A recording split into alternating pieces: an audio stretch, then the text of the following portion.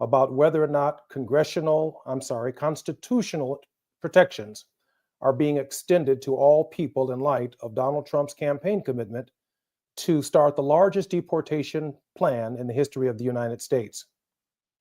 Dr. Phil is even accompanying the ICE raids here in the city of Chicago, clearly laying the foundation for commercials just 2 years from now in congressional campaigns so that Donald Trump can show that he delivered to the people and the Congress of the United States should be returned to Republican control. This is political theater.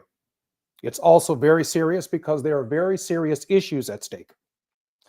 I was fascinated by the conversation that I heard State Senator Nina Turner having with Dr. Cornel West on the question of how do we fight back.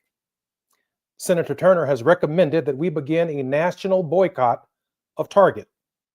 I'm going to talk with her about that for the first half hour of the program, and then we're going to talk about the Democratic Party.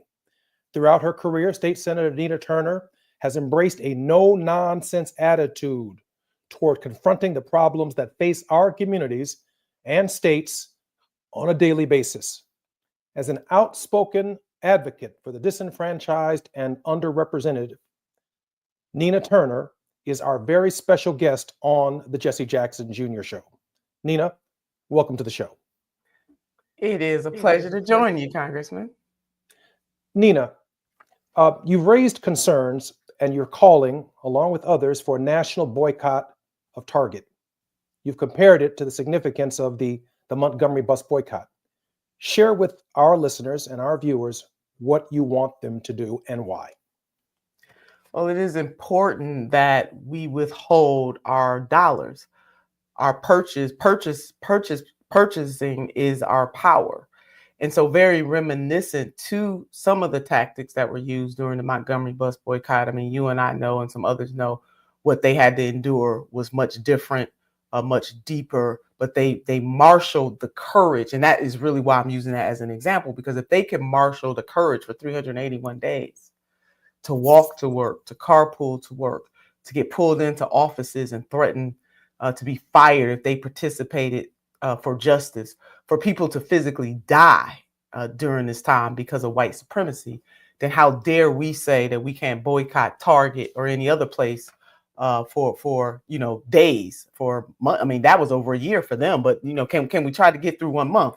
So the significance of doing it on February 1st, of course, Black History Month, and Target and other companies like it when it comes to DEI. And DEI is just one example of it, right? It's not the whole thing, but they starting with DEI, they're going to go much deeper and much further. And so we have to stand up against this. Corporations are playing in our faces and they think that we're not going to push back. So what I want folks to do on February 1, to absolutely not shop at Target at all for the month of February. If you need goods, go somewhere else. If you care about the Black products that are in those Target stores, because obviously they didn't care enough because they dropped the program so quickly. They didn't even hesitate to drop the program. It shouldn't be lost on us that the headquarters of Target is in the same place where George Floyd was murdered. And I'm old enough to remember, Congressman, when those companies, after that murder of George Floyd, they decided they were so outraged that they had to do things that were Black specific. And Target certainly was one of those companies. And now you fast forward to 2025, as Dr. West said, we got a gangster in the White House. And now all of a sudden you folding like a napkin real quick when it comes to commitment to having those, to DEI and other things for the Black community and other minority. So listen, don't shop there. And if you want those products, I get it. And let's stop pretending we're going into Target for those products, Congressman. I know I'm about to rattle some people on that, but usually you going in there for something else and then you just happen to go down the aisle and see it, which is good.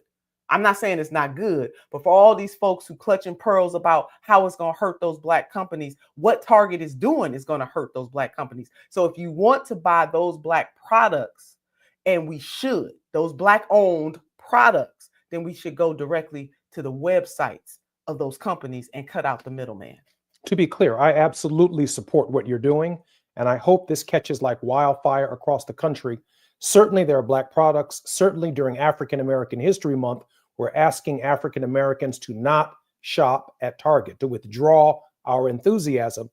But you know as well as I do, Senator, that DEI covers more than just Black folks.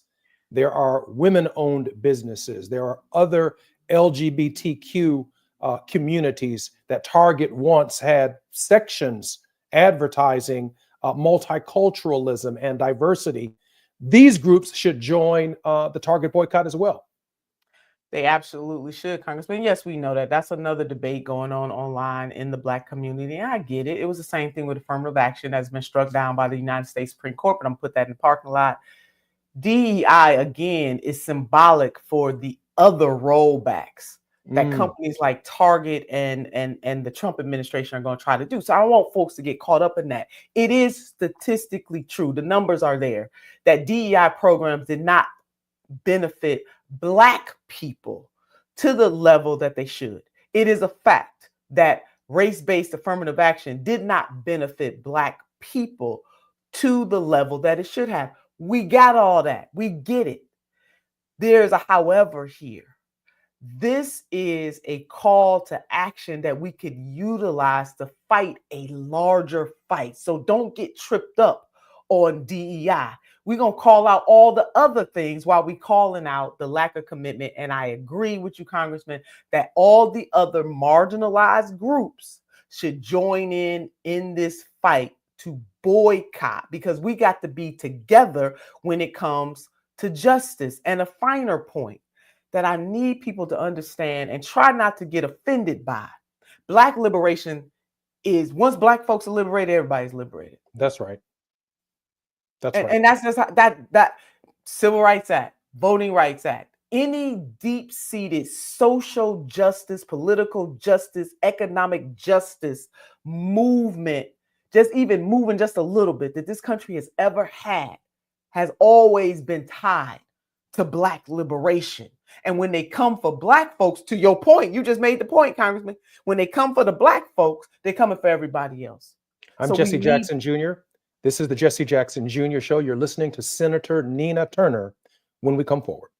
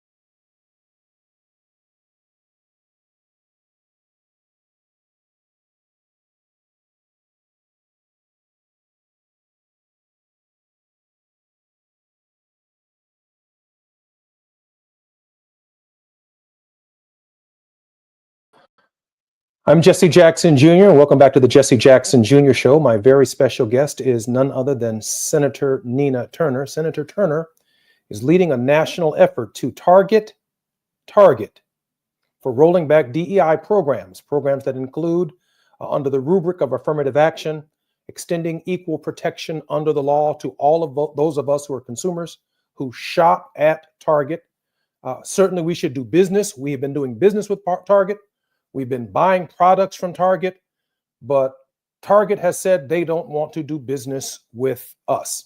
Senator Turner, when I was speaking about DEI, I'm thinking about the other groups that should also be participating that we can reach out to. For example, the Montgomery bus boycott wasn't just about those people going to work. It also included people driving people in caravans other than the buses. It included sympathetic white folks who understood the significance of fair treatment in public transportation participating in the boycott. It included people who came from North, who came South to help break up segregation in the South. We're welcoming all allies in our effort to get corporate America, especially Target's attention. Your thoughts? Yeah, that's exactly right. It took all of that. Black people were the spark. That's absolutely. Took those co-conspirators to come in. We needed them. As Congressman, it's funny you would say about the other communities. I just got sent a article that the Breaking Twin Cities Pride oust Target from annual parade festival. So that's our LGBTQIA plus community standing up saying, Target, we're not playing with you no more. So it's happening right now in real time, Congressman, as we speak, that people are waking up. I believe that this is the year of awakening. And part of that is that we have to fight back. I want folks to think about a boycott as a strike. It's consumer striking. It's us striking. We just saying right. That we're not spending our money there. And if we are good enough to court, back to your point about how Target deliberately, had these sections in their store, all of these things, the right thing to do. If we're good enough to court, we're good enough to keep. Absolutely. What has been the response so far to your call for a national boycott?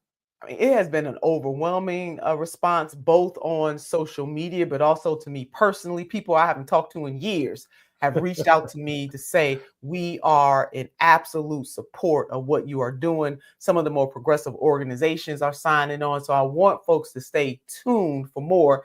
And they can go to, at Nina Turner on Twitter, or We Strike, Strike for All on Twitter as well, now X, or any of the social media, and they can get what we're doing, why we're doing it, because we explain it too, and then also a list of the Black-owned products that Target has on display, so that we can go directly to those Black businesses. To be clear, we are not buying school supplies from Target. We are not buying groceries, usually on the second floor of Target. We're not buying our bicycles from Target. We are not buying our electronic devices from Target. We're not buying our makeup from Target.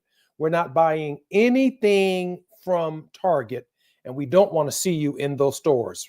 Please do not cross this picket line. We have to get corporate America's attention, and it's being led by Senator Nina Turner, who's putting a target on all of our behalfs to get Wall Street and corporate America's attention about the rollback on the progress that we have made for the last half century.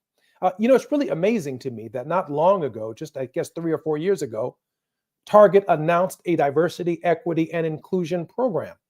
And for them to capitulate in this political climate really speaks volumes about the extent to which they were never committed to diversity, equity, and inclusion in the first place. Senator Turner? Yeah, that's it. And they did it. They didn't even give it a second thought. And it's an excuse that Target is using in places like McDonald's and Walmart about the environment they find themselves in. It is in times like this that we need both the corporate community and individuals in community to really stand up and to fight back against injustice. It is just to try to right wrongs. It is just to say to the Black community and other marginalized communities that we're going to do something special to lift you up, because we did something extra special to keep you down, especially when it comes to Black American descendants of enslaved people. How do they forget the other side of that equation, Congressman? That they did something extra special to hold us down. It's called chattel slavery. They did something extra special to hold us down. It's called Jim Crow. They did something extra special to hold us down. Debt peonage and sharecropping and redlining. And we have the lowest generational wealth of any group in these United States of America. So you do something extra special to hold us back, to hold us down, to minimize us and dehumanize us. And then you mean to tell me folks on the other side got an excuse, or are they mad because something extra special is being, and it ain't even all that special, because if they want to go extra special, let's go ahead and talk about reparations. But I'm putting that in the parking lot, Congressman. Let me just say that you're refreshing, and thank you very much for the spirit within which you bring your ministry to the radio. And that right there is a sermon that would preach just about anywhere else. There's a lot going on and a lot coming at us very, very quickly in the first week, let alone the first 100 days of Donald Trump's presidency. Across multiple major cities in the United States, ICE appears to be engaging in an extra constitutional activity.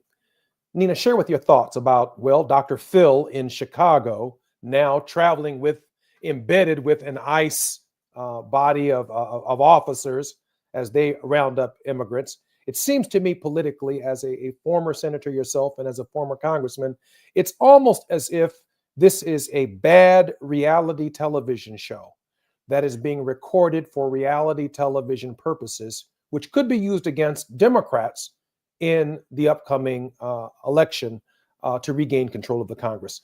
From your political instinct, your thoughts? If only it was just a bad reality TV show, but this is definitely happening in real life. And Dr. Phil need to have 2 seats. And they really making a mockery of all of this by having him traveling around. We see how unserious they are in doing this and playing to a certain segment of the Trump base. Now, while it is true that we need to do more, we should have done more before this presidency and many Congresses ago to deal with humane immigration reform. Previous presidents have definitely dropped the ball. Previous Congresses and Congressmen, I would love to hear your thoughts about that over time, how Congress has dropped the ball on creating humane immigration laws and a way to follow those laws and to shore up the judges that are there to determine whether it's asylum and, just all the things that adhere to our laws, but we haven't done that. The way in which Donald J. Trump and his administration is doing this is wrong all day long and twice on Sundays, as we say in the Black community. They are stoking fear. They're going to round up a whole bunch of folks, some folks who don't even deserve to be round up. And I'm using the word deserve with air quotes. They're doing this wrong. If he was truly committed, if his administration was truly committed, if Republicans were truly committed, and Democrats who helped to cause this chaos, they were truly committed, they would be introducing policies. They would be looking at the long-standing policies that we do have, laws on the books that we do have in this country, and find a way to do this correctly. But he is a chaos machine, and he's in his element right now by doing it this way. Immigration reform, obviously necessary, that we agree, that is reasonable, that is humane, that is constitutional. But the idea that ICE is rounding up people kind of reminds me, and I know this is a sensitive issue for African Americans. Remember at the end of First Reconstruction, that period where the Redeemers were redeeming the soul of America, making America great again, that led to the end of First Reconstruction. The officers, the badge wearers, the sheriffs then began to put on their robes, and they began to terrorize Black people for the progress that they were making. And eerily, this idea that the federal government that came south to assist us at the end of the American Civil War, that laid the foundation for First Reconstruction, because we needed strong federal enforcement, we are now looking at the federal government sending in agents in multiple cities, particularly northern blue cities and municipalities, sanctuary cities, rounding up people, not with hoods on, but with their badges. and with the support not of white robes, some of that too, but also the judicial system and the men and women in black robes have not intervened to put the brakes on ICE. I know you're a student of history, Senator Turner. This is an eerie period for all of us, but particularly for African Americans. It is, and definitely a sensitive topic as you laid out. Similar, but definitely not the same. Nothing equals chattel slavery and what what descendants of enslaved people went through, but very, very similar in that it is the playbook that they are using with a 21st century edge on it. And lawsuits are being filed, and rightfully so. But the political angle here, though, that Donald J. Trump ran on this, promised to do it, and therefore is doing it in a shock and awe manner. And the fact that neoliberal Democrats, exclamation point, sat back with hubris and arrogance, thinking that this man had not a snowball's chance to get back in office. They are because neoliberalism leads to neo-fascism. And neoliberalism kills you slow, and neo-fascism kills you quick. And we see that happening right now under the reign of President Donald J. Trump. Your thoughts on the amazing silence, not only of our friends, but the amazing silence of the Democratic Party? I mean, they trying to figure out what happened. It's like somebody, punching you in the face or slapping you real hard, and you hearing the ringing in your ear. That's what's happening to them. Some of them still can't even believe that this has happened, and they're not really trying to do. I saw a tweet by a leader, Hakeem Jeffries, basically saying presidents come and presidents go. God is still on the throne. What does that mean, sir? What does that mean as people being rounded up? What does that mean as they canceling all kinds of Black History Month and other things? What does that mean? I don't know what that means, Congressman. You can tell me. You serve with some of these people. It means absolutely nothing. In fact, listening to you in real time, I think I'm going to opine in the next half an hour on the political impotence of the Democratic Party. I think I'm going to make, at the conclusion of our segment, the final half an hour of this hour is going to opine seriously on the short-sightedness, the impotence, the idea that somehow we must run all of our hopes and expectations into personalities within the Democratic Party, and we don't have a long-term, multi-generational strategy to regain control of Congress, to regain control of the Senate, to keep the presidency of the United States, ultimately to appoint Supreme Court justices, render Supreme Court interpretations that make sense to us, and if necessary, the kind of majorities necessary to amend the Constitution so we don't fall back on basic fundamental rights that we are experiencing right now. We have about 45 seconds before I come forward. I wanted to leave those 45 seconds to you, Senator, so that we can clearly support this boycott. Thank you, Congressman. Please, I want to go to all my social media so you can find out what to do, what we're doing starting February 1st. And then lastly, not everything that is faced can be changed, but nothing can be changed until it is faced. That is the great James Baldwin, and that is what we're doing right now, Congressman. We are facing the challenges. And there's real strength in coming together. I'm Jesse Jackson Jr., Senator Turner. Thank you very much for joining us on the Jesse Jackson Jr. Show. Please come back and visit us. We are very serious about your leadership, and we stand with you and we'll stand by you. I'm Jesse Jackson Jr. When we come forward, we will opine about the future of the Democratic Party.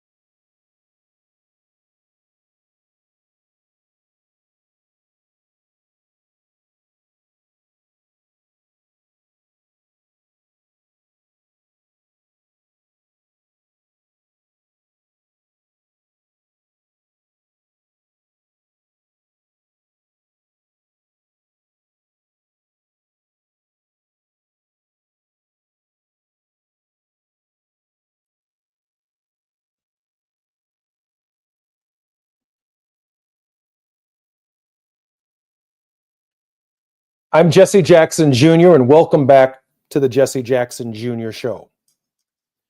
After listening to the courage of Senator Nina Turner and her valiant effort to garner support within our community for the boycott of Target by placing a target on Target, I want to opine for a few minutes about the impotence of the Democratic Party, about its lack of creative imagination.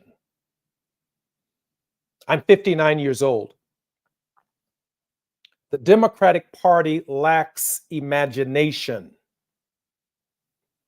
and it is on a treadmill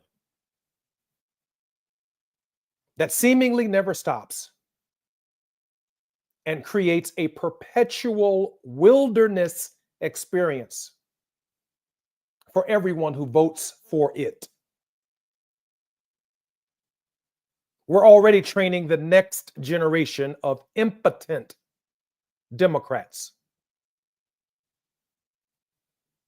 They don't even take advantage of what they have before them. We have governors and states across our country who, if they would just forgive men and women who paid their debts to society, their voter registration rolls would swell. They've got that power. They're just impotent. If Donald Trump is showing us any one thing, it's that he has a big pair, even if he has small hands. We've never seen anything like it. Sure, Gavin Newsom has the look. J.B. Pritzker in Illinois has the money. But neither have the imagination. And I thought about that imagination when I heard an interview conducted earlier with Marianne Williamson, who's running for DNC chair. She has imagination. When I was first elected to Congress in 1995, Newt Gingrich had just become Speaker of the House. I came in a special election. He had organized the Republican base around something called the contract with America. Do Democrats have a contract with America? No. Do Democrats have a policy initiative long enough to span multiple generations so that no matter who the Speaker of the House is, we are all still fighting for the same plans, priorities, educating people in every barrio, ghetto, trailer park, county, and state in the United States? The answer is no. We spent $1 billion in 2.5 months. Do we have anything to show for it? Not the presidency. We lost the Senate. We did not regain control of the Congress. Impotent. Lack of imagination. So I want to take a few minutes and just talk about the end goal that I discovered when I was elected to Congress. Newt Gingrich didn't just vote on policy initiatives. Newt Gingrich organized his base around the Constitution of the United States. He advanced a balanced budget amendment to the Constitution. Republicans in that era advanced a constitutional amendment to overturn Roe versus Wade. They fought against the Equal Rights Amendment for women in the Constitution. They circled their wagons around the 10th Amendment, states' rights, local control, the very amendment to the Constitution that allowed Southern slaveholders to keep Black Africans, our ancestors, in chattel slavery. They weren't just mean, they had a legal basis for their meanness. As long as America is separate and unequal, protected by the 10th Amendment to the Constitution of the United States, you can't call them racist. They do believe in divided government. They do believe in local control. But this is not the argument in contemporary America that they used a century and a half ago. The strongest arguments for states' rights from the inception of the nation on September 17, 1787, to the addition of the Bill of Rights in 1791 was that local slavery was a local controlled issue, and the federal government could not come into the state and tell slaveholders, Democrats, what to do with their property. Therefore, states' rights will never be human rights.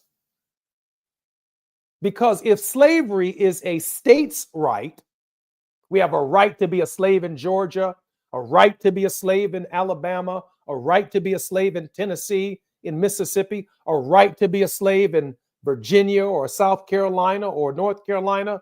If slavery is a state's rights, as long as there is a United States of America, will never be human rights. So we added, with Lincoln's leadership, a 13th Amendment to the Constitution abolishing slavery. Very specific language to the Constitution. Still before us, just because of the abolition of slavery doesn't make the Negro a citizen. We need a 14th Amendment to the Constitution.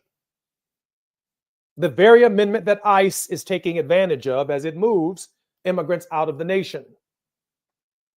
Still, our participation was at stake. The 15th Amendment, African American men could have the right to vote. And these three amendments read together established a new paradigm in the Constitution. Human rights over states' rights. Human rights over states' rights.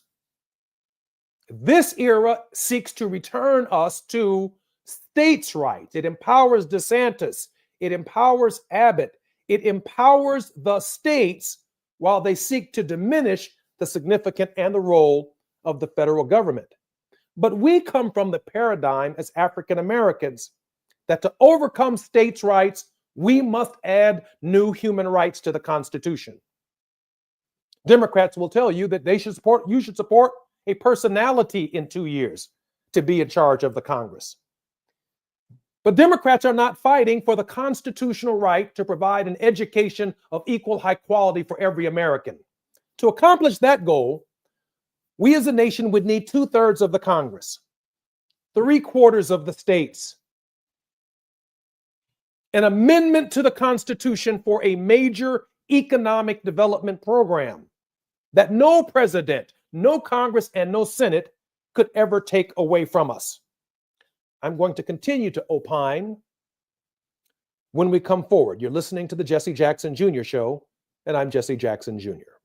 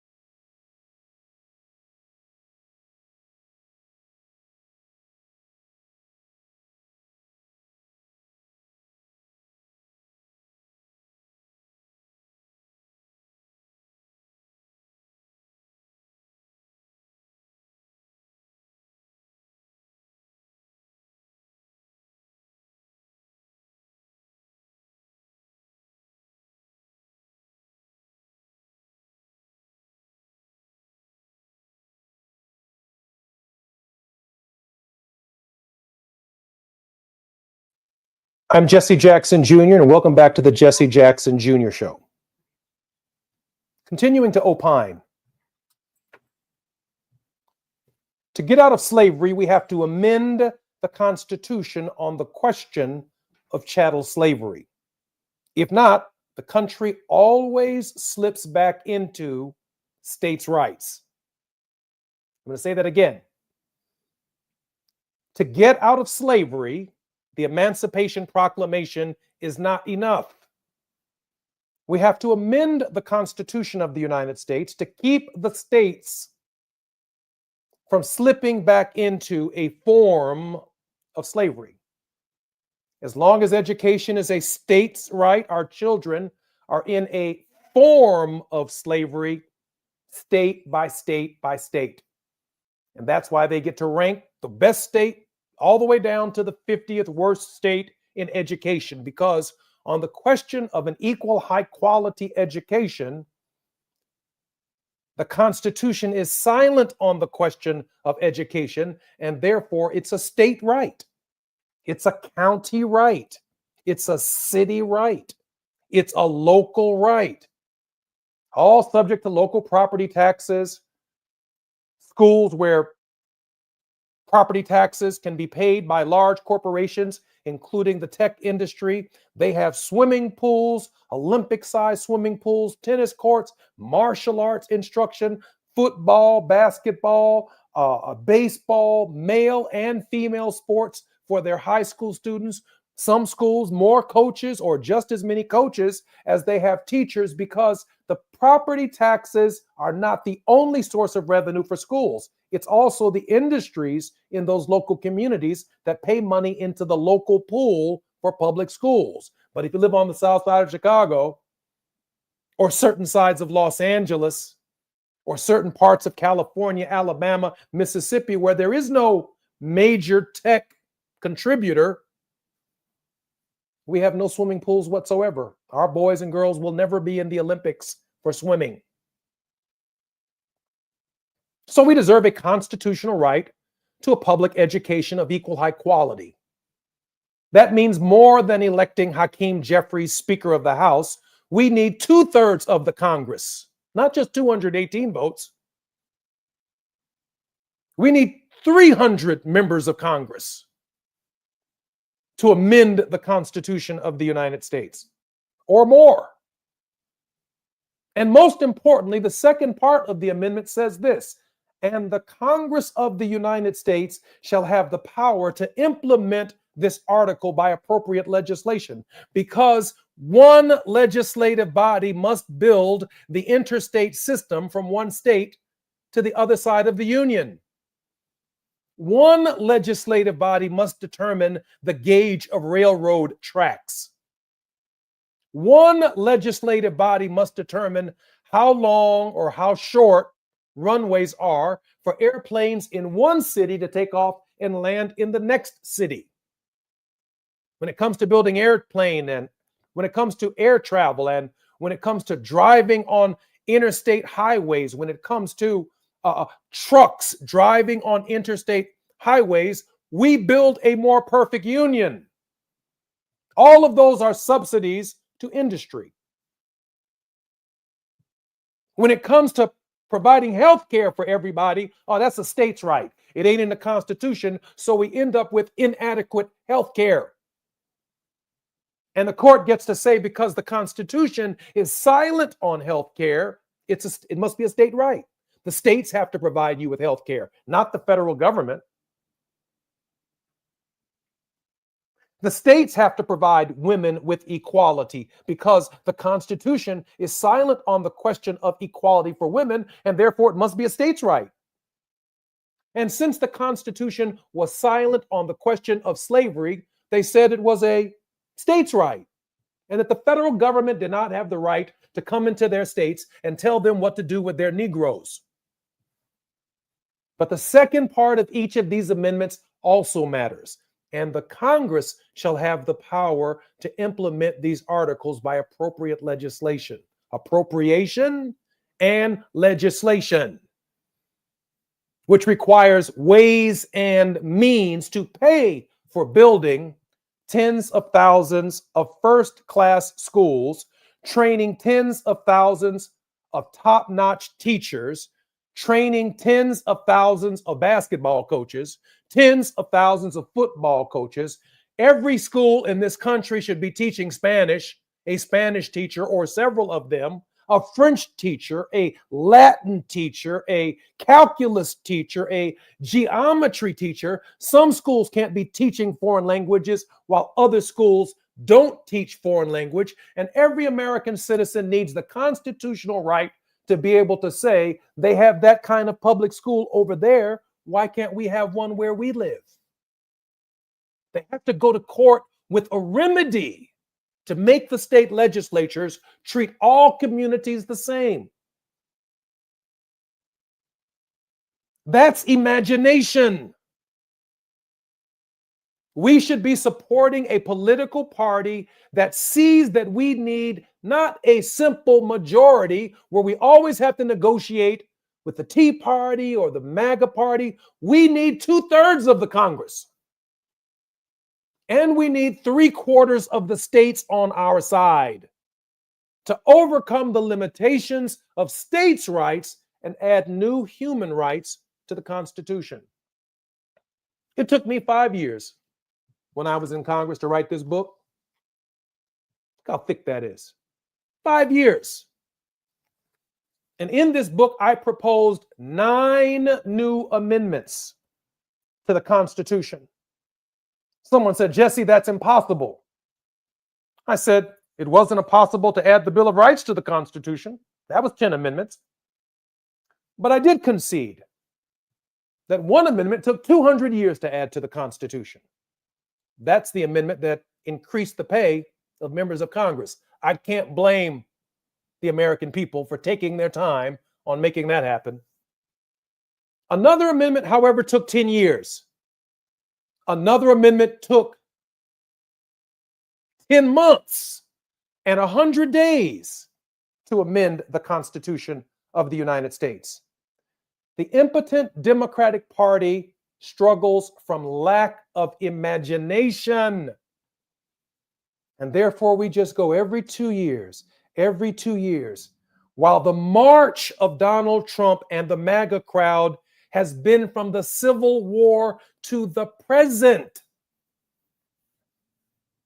From the Civil War to the present, it is a steady march in every successive generation. We are in a party where they don't believe in touching the Constitution. Don't want to change it.